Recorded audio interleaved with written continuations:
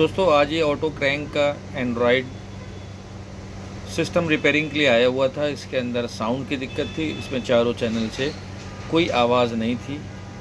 ये देखिए अभी कुछ ही देर पहले ये बना है और इस वक्त ये चालू हो गया है।